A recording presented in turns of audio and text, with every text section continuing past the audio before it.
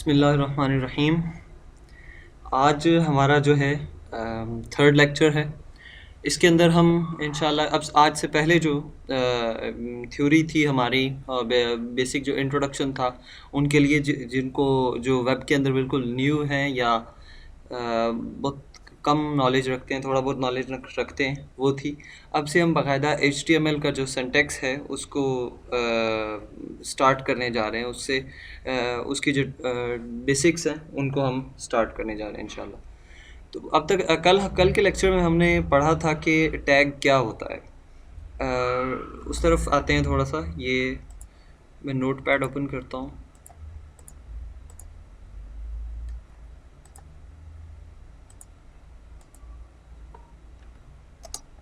हमने ये पढ़ा था कि जो भी चीज़ इन ब्रैकेट्स के दरमियान में होगी, कुछ भी हो सकता है। कोई भी कीवर्ड, कोई भी जो बीच में इसके लिखा होगा, अल्फ़ाबेट लिखा हो सकता है, कोई वर्ड लिखा हो सकता है। तो जो भी फ्रेज़ होगा वो एक ये सारा कंप्लीट जो है ये एक टैग कहलाएगा। अब टैग ऑब्वियसली किसी न किसी मकसद के लिए होगा। तो वो हमने ये भी पढ़ा था कि टैग का मकसद ये होता है कि HTML हर काम जो है वो किसी न किसी टैग की यानी टैग की मदद से करती है।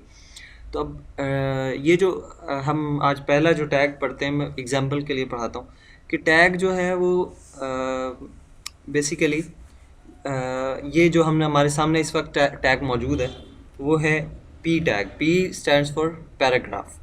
तो ये इसकी हम एग्जांपल लेते हैं। मैं इसको तो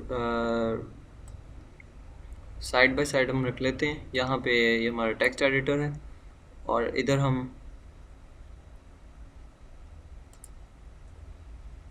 अपना ब्राउज़र रख लेते हैं यहाँ पे। और ये जो हमारे पास इस वक्त फ़ाइल मौजूद है, ये इसको ओपन कर लेते हैं हम नोटपैड के अंदर। जब हम टैग को स्टडी करते हैं तो टैग की कई टाइप्स हैं, कई तरीके से इसकी यानी इसके ग्रुप्स बनाए गए हैं, क्लासिफिकेशन इसकी मुख्तलिफ़ तरीके से की गई है। अब बेसिक से सबसे पहली इसकी क्लासिफिकेशन है, उसकी तरफ हम आते हैं। तो जो इसकी पहली क्लासिफिकेशन है वो है with respect to syntax. Syntax मैंने बताया कि जो भी लिखने का तरीकाकार होता है किसी लैंग्वेज का, उसको उसका सिंटैक्स कहते हैं। तो इसका सिंटैक्स के अकॉर्डिंग इसकी जो क्लासिफिकेशन है उसके मुताबिक इसकी 3 टाइप्स हैं। सबसे पहले जो टाइप है उसको कहते हैं पेयर टैग, यानी कि जो विद रिस्पेक्ट टू सिंटैक्स बात कर रहे हैं तो सबसे पहली टाइप हमारे पास आ जाती है पेयर्ड टैग की, पेयर टैग्स। और उसके बाद जो सेकंड टाइप आती है वो है अनपेयर्ड टैग्स। और इसके बाद जो आती है वो आती है एम्प्टी टैग। आपको बताता चलो, इनकी डिटेल में हम जाते हैं। तो पेयर टैग ऐसा इनके नाम से भी जाहिर हो रहा है कि ऐसा टैग जो या ऐसे एलिमेंट जो पेयर की शक्ल में हो, यानी उस अब पेयर की शक्ल में कैसे मौजूद हो। जैसे हम अगर देखें तो कोई भी चीज़ आप दुनिया में देख लें, वो स्टार्ट होती है तो एंड भी होती है। यानी मैंने कुछ लिखना स्टार्ट किया, मसलन ये एक फॉर एग्जांपल कुछ पैराग्राफ है। ये मैंने स्टार्ट किया, यहाँ से एक लाइन लिखना शुरू की, ये लाइन एंड तक जा रही है, यहाँ पे जाके ये एंड हो गई। इसी तरीके से अगर आप ये हमारे पास ये ब्राउज़र की विंडो देख रहे हैं तो इस जगह से स्टार्ट हो रही है और इस जगह पे जाके ये एंड हो रही है। तो जितनी भी चीज़ें हैं वो स्टार्ट होती हैं और एंड भी होती हैं। इसी तरीके से जो हमारे पास टैग्स हैं, टैग्स के 2 नाम एक्चुअली। एक इसको टैग कहते हैं और दूसरा इसका नाम जो अमूमन बोला जाता है वो HTML एलिमेंट बोला जाता है। अब टैग जो पेयर्ड टैग है या पेयर्ड एलिमेंट है उसकी वो इस तरीके से स्टार्ट होगा। इस तरीके से हमने ये तो पढ़ा कि ये स्टार्ट होता है, यानी 2 एंगुलर ब्रैकेट्स के दरमियान में हमने एक जी फ़र्ज़ करें पैराग्राफ लिखना है। तो पैराग्राफ लिखने के लिए P का टैग यूज़ करते हैं, P लिखेंगे और यहाँ पे अब इसके दरमियान में हमने ये जो टेक्स्ट लिखा है, मैं इसी को कॉपी कर लेता हूँ यहाँ से, कॉपी। एंड यहाँ पे हमने इसके नीचे ये लिखा टेक्स्ट, ये पूरा एक पैराग्राफ आ गया हमारे पास। उसके बाद यहाँ पे अब ये पैराग्राफ एंड हो रहा है तो इसको ऑब्वियसली बंद भी होना चाहिए। तो स्टार्टिंग टैग और एंडिंग टैग, यानी कि इसको ओपनिंग टैग और क्लोजिंग टैग भी कह सकते हैं। तो ये जो इसमें और ओपनिंग और क्लोजिंग या स्टार्टिंग और एंडिंग टैग में कोई ख़ास फ़र्क नहीं है सिवाय एक चीज़ के, कि वो है ये फॉरवर्ड स्लैश। ठीक है, फॉरवर्ड स्लैश जब टैग के नेम से पहले आ जाए तो वो उसको हम एंडिंग टैग कहते हैं। यानी अब ये जो चीज़ कंप्लीट है, ये टैग के अंदर पड़ा हुआ कंटेंट है, ठीक है, और ये अब ये जो चीज़ है ये टैग है। तो टैग के अंदर पड़ा हुआ कंटेंट प्लस जो टैग है, ये दोनों चीज़ें जब मिलती हैं तो इसको हम क्या कहते हैं, एक HTML एलिमेंट कहते हैं। इसको हम एक सिंपल सी इक्वेशन की शक्ल में मैं लिखता हूँ, वो इस तरह से कि टैग प्लस कंटेंट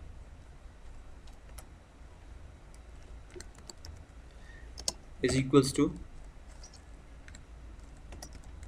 एलिमेंट। अच्छा जी, ये यानी सिंपल अब हमारे पास चीज़ आ गई कि टैग और उसके अंदर मौजूद जो कंटेंट होता है उसको हम ये एक पूरा जो हमारे पास बन जाता है, इसको क्या बोलते हैं, इसको बोलेंगे HTML एलिमेंट। अब उसके बाद हम सेकंड टाइप की तरफ आते हैं, वो है अनपेयर्ड टैग। अब अनपेयर्ड टैग कौन सा होगा? ऑब्वियसली अगर ये दो पे मुश्तमिल है या ऐसा टैग जिसके स्टार्टिंग और एंडिंग है वो पेयर्ड है, तो अनपेयर्ड ऐसा टैग होगा जिसकी स्टार्टिंग और एंडिंग नहीं होगी, या यानी वो सिर्फ स्टार्ट होगा, एंड भी इटसेल्फ अपने अंदर ही हो जाएगा। जैसे कि हम किसी इमेज को इंक्लूड कराना चाहते हैं तो उसके लिए जो टैग होता है उसको बोलते हैं IMG का टैग, IMG। अब ये IMG का जो टैग होता है ये एक इमेज को डॉक्यूमेंट के अंदर इंक्लूड कराने के लिए यूज़ होता है। ठीक है, इसके हम फर्दर डिटेल पढ़ते हैं कि टैग को इस तरह, ये जो टैग्स हैं इनको लिखते किस तरह से हैं, यूज़ कैसे करना है, इनके अंदर और कौन कौन सी चीज़ें होती हैं, वो आगे फर्दर हम टॉपिक पढ़ते हैं उसके हम फर्दर डिटेल पढ़ते हैं। अच्छा, इसके बाद तीसरी जो टाइप है वो है एम्प्टी टैग्स। ऐसे टैग्स जो किसी चीज़ को कोई कंटेंट नहीं रखते। अच्छा, ये जो इमेज का टैग है या अनपेयर्ड टैग जितने भी हैं ये सेल्फ क्लोजिंग टैग होते हैं, अपने अंदर ही क्लोज हो जाते हैं। इनमें जो सबसे ज़्यादा यूज़ होने वाला टैग है वो ये IMG का टैग है। उसके बाद एम्प्टी टैग ऐसा टैग है जिसके जो सेल्फ क्लोजिंग तो होता ही है, अनपेयर्ड तो होता ही है, लेकिन उसके अंदर कोई कंटेंट नहीं लिखा जाता।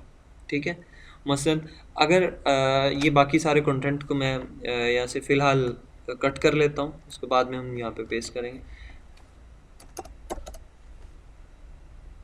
ये जो P का टैग है इसके अंदर हमने ये पैराग्राफ लिखा, इसको सेव करके हम यहाँ आते हैं। हमने ये फ़ाइल यहाँ पे नोटपैड में ओपन की हुई है, यहाँ यही फ़ाइल हमने क्रोम के अंदर ओपन की हुई है। इसको जब हमने रिफ़्रेश किया तो ये हमारे पास एक जो पैराग्राफ है वो इस शक्ल में नज़र आ रहा है हमें।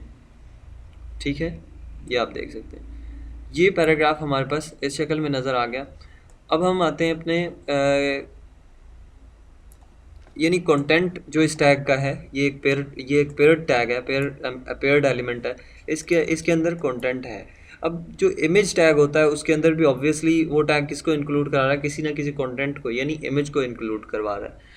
अब जो तीसरी टाइप हम पढ़ रहे हैं वो कौन सी है, वो है अनपेयर्ड तो है वो, सॉरी, एम्प्टी टैग, जिसके अंदर कोई कंटेंट नहीं होता, बल्कि वो दूसरे कंटेंट को अरेंज करने के लिए यूज़ होता है।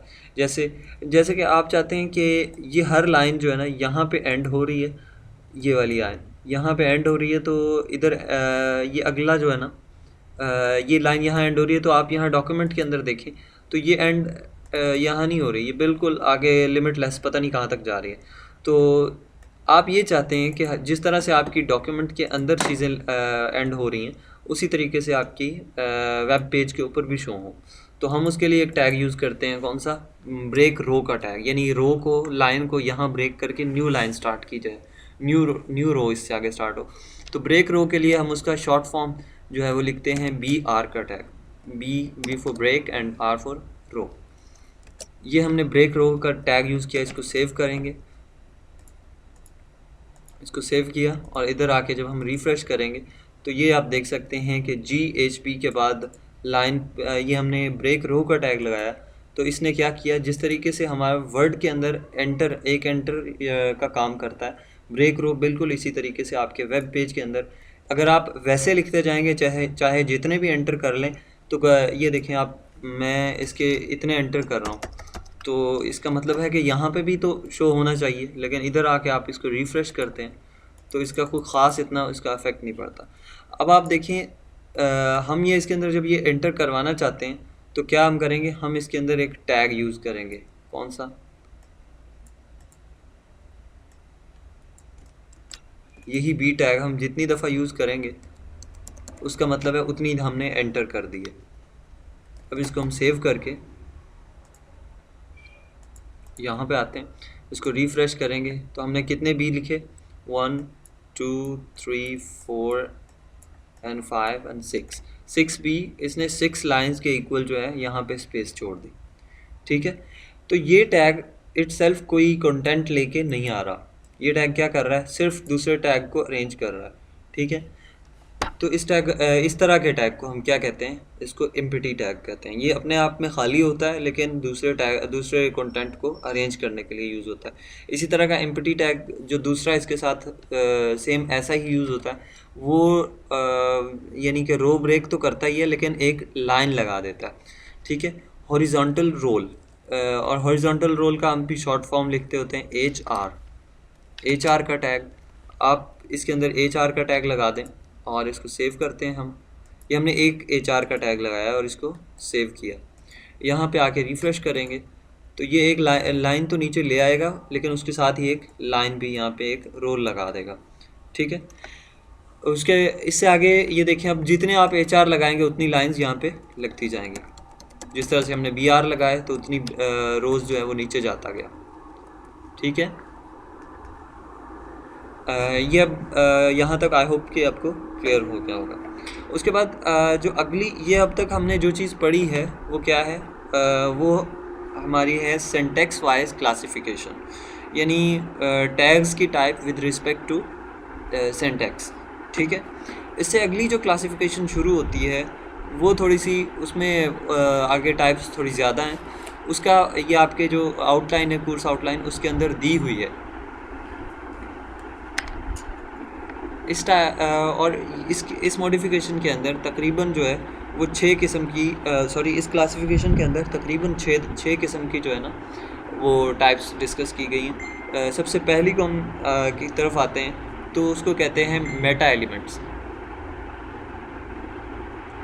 मेटा एलिमेंट्स क्या होते हैं? ऐसे एलिमेंट्स हमने कल जब वो डिस्कस किया था, अगर आपको याद हो, मैं लेक्चर 1 की फाइल्स ओपन करता हूँ। ये हमने कल डिस्कस किया था कि सबसे पहले होता है डॉक टाइप, उसके बाद हेड सेक्शन होता है, उसके बाद आ जाता है हमारे पास बॉडी सेक्शन। जो हेड सेक्शन के अंदर हमने पढ़ा था मेटा डाटा एलिमेंट जो होते हैं, ये मेटा डाटा एलिमेंट्स ऐसे होते हैं जिनका डायरेक्टली डॉक्यूमेंट से या वेब पेज से कोई ताल्लुक़ नहीं होता, यानी इनके अंदर जो चीज़ भी लिखी जाए, जो चीज़ इन एलिमेंट्स के अंदर रखी जाए, ये ऐसे टैग्स होते हैं जिनके अंदर जो चीज़ रखी या लिखी जाती है उसको ब्राउज़र की विंडो के ऊपर डिस्प्ले नहीं करवाया जाता।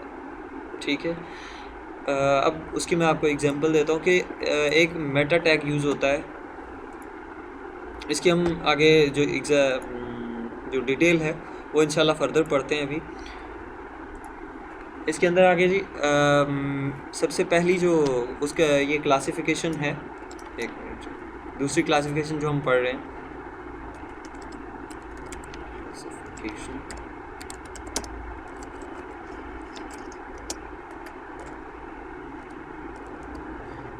विद रिस्पेक्ट टू, ये जो सेकंड क्लासिफिकेशन है ये हमारी विद रिस्पेक्ट टू एप्लीकेशन है, यानी कि किस तरीके से इसको वेब पेज के अंदर अप्लाई किया जाता है। तो विद रिस्पेक्ट टू एप्लीकेशन,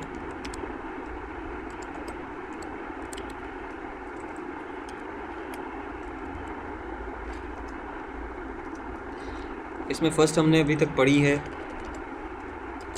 वो कौन से हैं,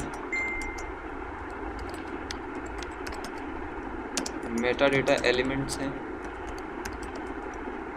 और उसके बाद सेकंड हमारे पास आ जाते हैं, ये आपको समझ आ गई कि मेटा डेटा एलिमेंट्स कौन से हैं। ऐसे एलिमेंट्स जिनका डायरेक्टली वेब पेज के ऊपर डिस्प्ले नहीं होता, यानी नज़र नहीं आते, लेकिन वेब ब्राउज़र को जो है इंफॉर्मेशन आपके वेब पेज के रेलिवेंट दे रहे होते हैं। उसके बाद आते हैं हम अपने फ्रेजिंग टैग्स की तरफ, यानी कि फ्रेजिंग एलिमेंट्स।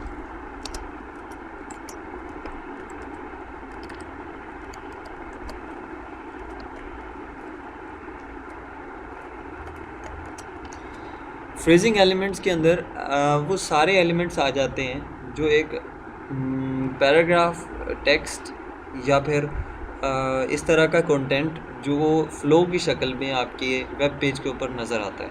उसमें क्या क्या आ जाता है, उसमें बेसिक जो फ्रेजिंग है उसमें तो सारे वो एलिमेंट्स जो टेक्स्ट के रेलिवेंट होते हैं, जैसे पैराग्राफ का टेक्स्ट या पैराग्राफ के एलिमेंट होते हैं, जिस तरह से आपके हेडिंग के एलिमेंट्स होते हैं, जिस तरह से आपके इनडायरेक्टली तो ये इसमें सारे आ जाते हैं। लेकिन जब आप बात करते हैं कि इसका थोड़ा सा कैनवस आप पढ़ा करें और दूसरों कुछ कंडीशंस लगा के, कंडीशंस और ये सारा कुछ हम पढ़ेंगे, लेकिन टाइप का बेसिक आपको इंट्रोडक्शन देना है कि फ्रेजिंग टैग्स किस तरह का।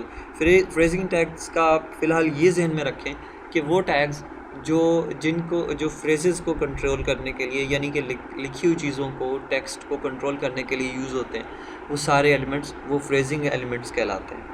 ठीक है, उसके बाद हम फर्दर चलते हैं कि इसके बाद जो तीसरी टाइप जो हम पढ़ने जा रहे हैं वो है हेडिंग एलिमेंट्स। हेडिंग एलिमेंट्स क्या होते हैं?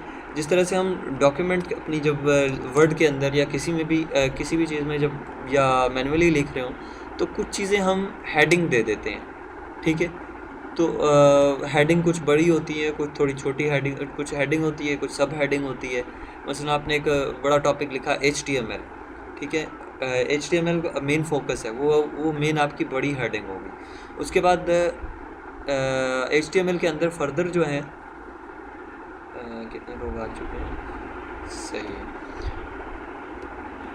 अच्छा, HTML आपकी बड़ी हेडिंग है, और HTML के अंदर हमने फर्दर देखा कि फ़र्स्ट ऑफ़ ऑल हम उसके टैग्स पढ़ रहे हैं, फिर उसके बाद अगला टॉपिक, फिर उसके बाद अगला टॉपिक। इस तरीके से हम जितने टॉपिक्स हैं उनको सब हेडिंग बना देंगे, और फिर उनके अंदर भी इसी तरीके से, चूँकि हेडिंग्स डिफरेंट होती हैं, यानी उनके साइज़ डिफरेंट होते हैं, तो HTML ने हेडिंग्स को 6 साइज़ में, यानी कि heading 1, heading 2, heading 3 and heading 4, heading 5 up to यानी कि ये हेडिंग 6 तक 6 हेडिंग्स बनाई हैं उनके साइज़ के हवाले से।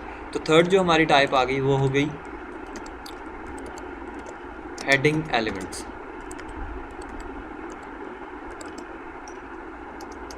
उसके बाद जो हम फोर्थ टाइप अपनी पढ़ने जा रहे हैं वो है सेक्शनिंग एलिमेंट्स।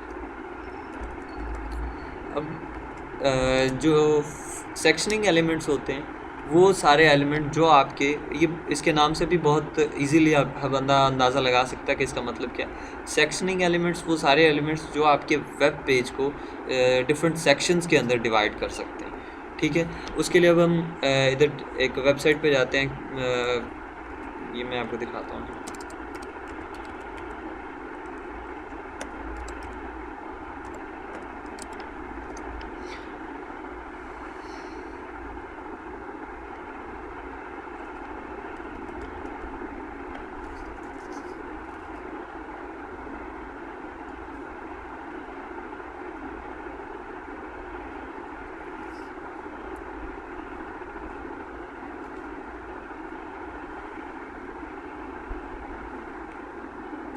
ये आप वेबसाइट देख सकते हैं, इसके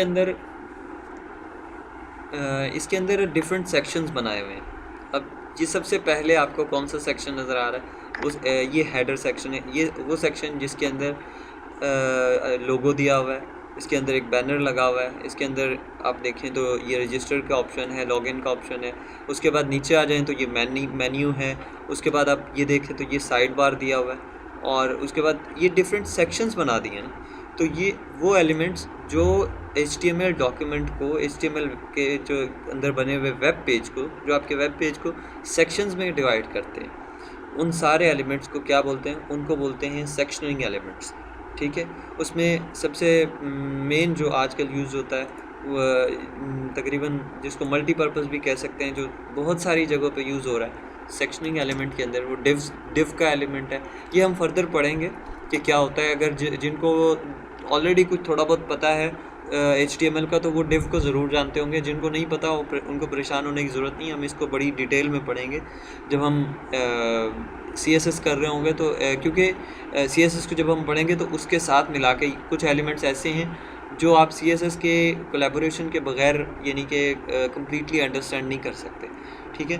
तो उनको ये डिव जो है, इसको हम इसका इंट्रोडक्शन तो इसमें होगा, लेकिन इसका कंप्लीट जो इस्तेमाल इसको कैसे करना है, इसको किस तरीके से यूटिलाइज़ कर सकते हैं आप अपनी वेब पेज के अंदर, ये हम CSS के साथ पढ़ेंगे। तो सेक्शनिंग एलिमेंट की बेसिकली ये चीज़ है कि वो एलिमेंट्स जो आपके वेब पेज को सेक्शंस में डिवाइड करते हैं, उनको क्या कहेंगे, उनको कहते हैं सेक्शनिंग एलिमेंट्स। उसके बाद अगली जो हमारे पास टाइप आती है वो है एम्बेडेड एलिमेंट्स।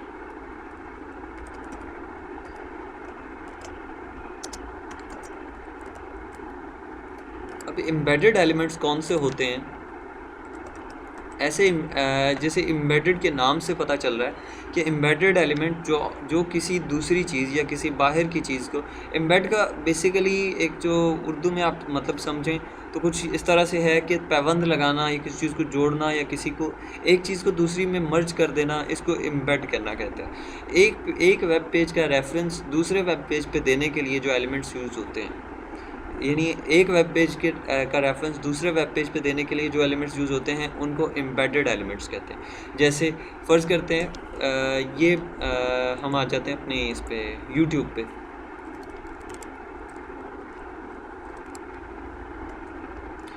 youtube.com पे आएंगे हम।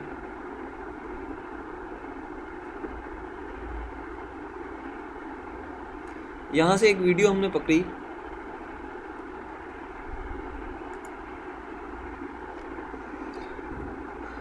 ये जो वीडियो है ये मैंने देखी, मुझे पसंद आई। मैंने क्या किया, इसको मैं अब शेयर करना चाहता हूँ अपने फेसबुक प्रोफाइल के ऊपर, ठीक है। ये आई थिंक इंटरनेट थोड़ा सा स्लो आ रहा है तो इस वजह से।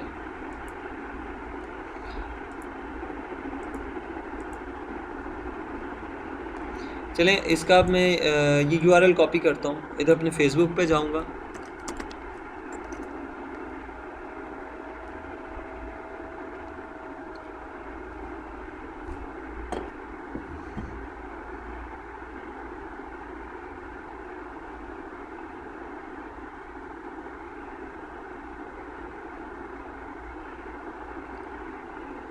अब अगर यहाँ पे फेसबुक पे आके मैं क्या करता हूँ कि इधर मैंने ये पेस्ट किया और इसको यहाँ पे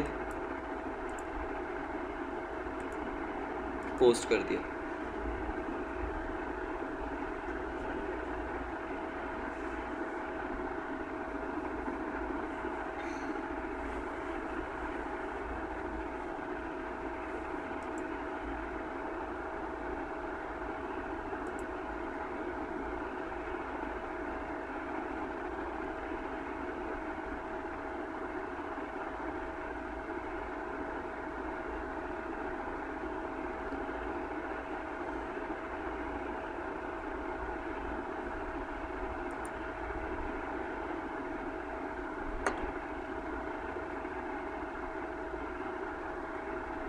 बेसिकली इसका व्यू नहीं दिखा रहा। जब हम किसी भी ऐसी चीज़ यानी कोई भी चीज़ हमें पसंद आती है, हम उसको शेयर करते हैं, तो क्या करता है यूट्यूब का जो एक सेक्शन होता है, ये वीडियो का सेक्शन जो है, ये इतना हिस्सा यूट्यूब का, ये फेसबुक जब कोई फेसबुक की वीडियो शेयर की जाए या फेसबुक का कोई एक पेज का रेफरेंस दिया जाए, तो फेसबुक करता क्या है कि इतना हिस्सा जो है इसको जोड़ देता है अपने फेसबुक के अंदर। वो तो ये जो प्रोसेस है कि किसी एक वेबसाइट का रेफरेंस दूसरी वेबसाइट के अंदर दे देना, किसी एक वेबसाइट का कुछ हिस्सा उठा के दूसरी वेबसाइट के अंदर मर्ज कर देना, इसको कहते हैं एम्बेडिंग, ठीक है। और ऐसे एलिमेंट्स जो ऐसे टैग्स या इस तरह के एलिमेंट्स जो इस काम के लिए यूज़ होते हैं, ठीक है ना, किसी कहीं की वीडियो, कहीं के ऑडियो, या फिर कहीं का कोई किसी वेबसाइट पे फॉर्म दिया हुआ है या कोई चीज़ भी दी हुई है, उसको आप बगैर वहाँ से कॉपी किए उसी के रेफरेंस से अपने वेबसाइट पे, अपने वेब पेज में यूज़ करना चाहते हो, तो ऐसे एलिमेंट्स जो इस काम में आपको मदद देते हैं उनको एम्बेडेड एलिमेंट्स कहते हैं। ठीक है, इसमें वीडियो लगाना, इसमें किसी वेब पेज की आप ऑडियो अपने पेज पे लगाते हैं, किसी पेज का पूरा पेज ही आप अपने वेब पेज के अंदर दिखाना चाहते हैं, तो उसके लिए एक टैग यूज़ होता है आई फ्रेम का टैग। तो इस तरीके से ये जो टैग्स हैं इन सबको एम्बेडेड टैग्स कहते हैं। ठीक है जी, आई होप कि ये आपको क्लियर हो गया होगा। इसके बाद आते हैं हम अपनी अगली टाइप की तरफ। एम्बेडेड एलिमेंट्स हमारे हो गए। उसके बाद जो अगली हमने टाइप पढ़नी है लास्ट, जो इस यानी इस क्लासिफिकेशन में, एप्लीकेशन की क्लासिफिकेशन में जो लास्ट टाइप हम पढ़ने जा रहे हैं वो है इंटरेक्टिव एलिमेंट्स, और ये फाइनल आखिरी इसकी टाइप है। आपको इंटरेक्टिव के मतलब से पता चल रहा होगा कि इंटरेक्शन बेसिकली क्या होता है। इंटरेक्शन ये चीज़ होती है कि मेरा आपसे तारुफ़ हो रहा है, मेरी आपसे कुछ गुफ्तगू हो रही है, तो इसको मेरी और आपकी इंटरेक्शन कहते हैं। ठीक है, और ये जो इंटरेक्शन है, एक मिनट से,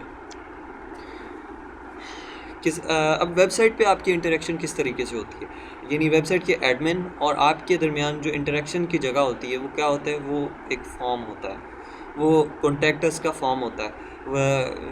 आप कॉन्टैक्टस के पेज पे जाते हैं और वहाँ पे आपको जो फॉर्म नज़र आता है आप वो फिल करते हैं। उसको फिल करने के बाद आपको यहाँ पे आ जाते हैं हम लॉगिन के पेज पे या रजिस्टर के पेज पे आ जाते हैं। तो अब आपकी और वेबसाइट के एडमिन की, यानी एक यूज़र है, एक यूज़र जो वेबसाइट को विज़िट करता है, उसकी इंटरेक्शन ये वेबसाइट के एडमिन से या वेबसाइट की मैनेजमेंट एडमिनिस्ट्रेशन से कैसे होती है, वो सिर्फ़ और सिर्फ एक ही तरीका होता है। बेसिकली जो वेब प्रोवाइड करती है वो है कॉन्टैक्ट अस का पेज, और कॉन्टैक्ट अस का पेज किस चीज़ से बनता है, वो एक फॉर्म से बना होता है, जिस तरह से ये आपको फॉर्म नज़र आ रहा है।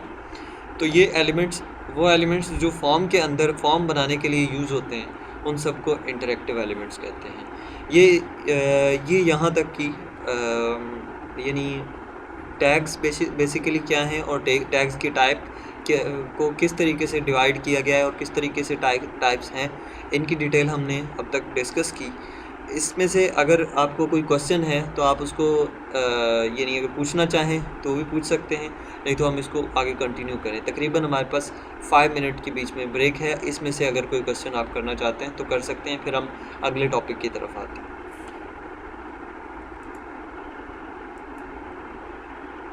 जी, कोई पूछना चाहता है क्वेश्चन?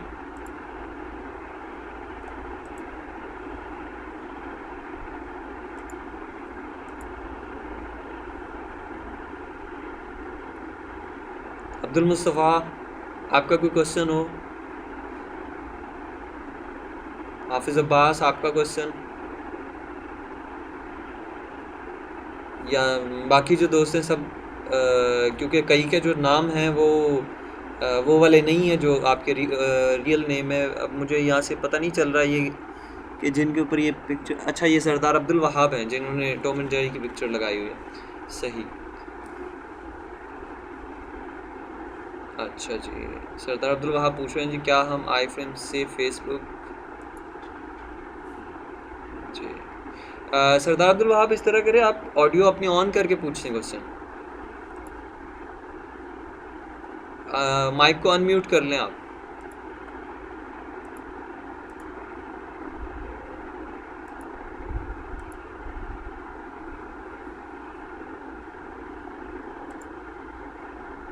अच्छा जी, उनका क्वेश्चन ये है कि जी हम आई फ्रेम से फेसबुक गूगल जैसी वेबसाइट एम्बेड कर सकते हैं? जी, कोई भी वेबसाइट, एक वेबसाइट दूसरी वेबसाइट के अंदर एम्बेड हो सकती है। उसका कोई सेक्शन हो सकता है, उसके अंदर दिया हुआ कोई एलिमेंट, उसमें लगी हुई कोई वीडियो, कोई ऑडियो, कोई भी चीज़ जो एक वेबसाइट पे मौजूद है तो उसको दूसरी वेबसाइट पे शो करवाया जा सकता है। ठीक है ना? ओके जी। अब्दुल जब्बार, आपका कोई है क्वेश्चन तो आप पूछ सकते हैं। मोहम्मद तकी, आपका कोई क्वेश्चन? हबीब?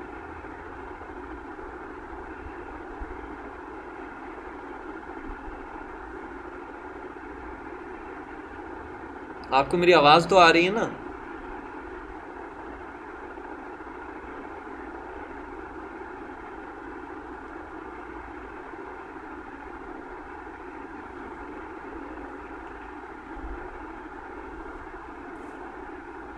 और ये जो है सही।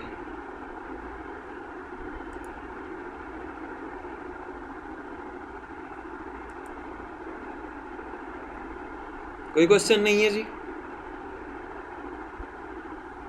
चलें जी, हम आगे आगे चलते हैं। इससे आगे जो चीज़ आती है जी, ये हमारा टैग्स, बेसिकली टैग्स का इंट्रोडक्शन जो है वो कंप्लीट हुआ। कि अब आपको आई होप कि समझ आ गई होगी टैग क्या होता है और टैग की टाइप्स क्या होती हैं जी। ये जी जी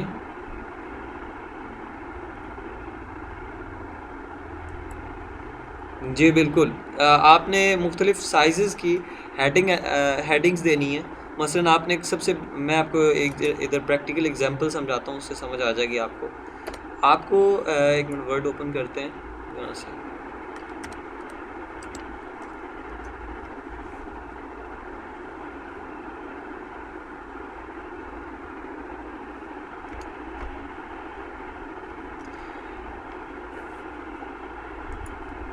आपने एक हेडिंग देनी है। ये यहाँ पे आते हैं हम, HTML।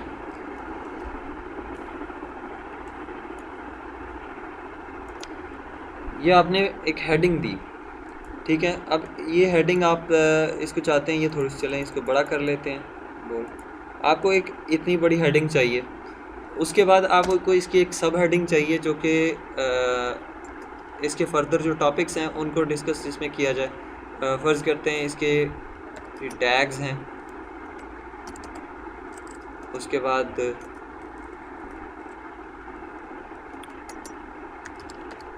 एट्रीब्यूट्स, ये डिफरेंट इसके अंदर टॉपिक्स हैं। HTML एक बड़ा टॉपिक है और उसके अंदर ये डिफरेंट टॉपिक्स हैं। इनको आपने थोड़ी सी छोटी हेडिंग्स दे दी, ठीक है। HTML एक बड़ी हेडिंग है, उसके नीचे ये छोटी हेडिंग है। अब कुछ ऐसे होंगे जो इनके अंदर भी होंगे। मसलन ये इसके बाद एक टॉपिक है, यानी HTML के अंदर ये टॉपिक है। और फ़र्ज़ करते हैं एट्रीब्यूट इसके अंदर एक टॉपिक है, ठीक है। तो हम क्या करेंगे, इसका साइज़ थोड़ा सा छोटा होगा और ये थर्ड नंबर की हेडिंग बन जाएगी। ये यानी कि ये फर्स्ट नंबर की हेडिंग, ये सेकंड की, ये थर्ड की, ठीक है। इनके साइज़ से पता चल रहा है ना। तो इसी तरीके से HTML ने भी इसी तरह से इनको क्लासीफाई किया हुआ है हेडिंग्स को। जो सबसे बड़ी हेडिंग है, फ़र्ज़ करते हैं ये जो जैसे हमने HTML लगाई, इस तरह का आपने टेक्स्ट लिखना है, इस तरह की हेडिंग देनी है, तो आप उसको हेडिंग 1 कहते हैं, ठीक है। हेडिंग 1 के लिए हम उसके शॉर्ट फॉर्म लिखते हैं H1।